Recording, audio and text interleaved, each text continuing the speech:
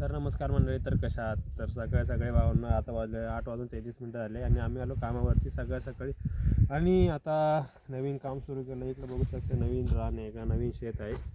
आणि आता लगेच आलो आम्ही कामावरती म्हणजे अजून आम्हाला आज काम करायचं आहे. खड्डे खोदायचं काम सुरू करायचं आहे काही टायमात. आणि आमची माणसं आले नाही, आम्ही दोघंजणच आलो आहे. कॅमेरामॅन मी आलो आहे आता.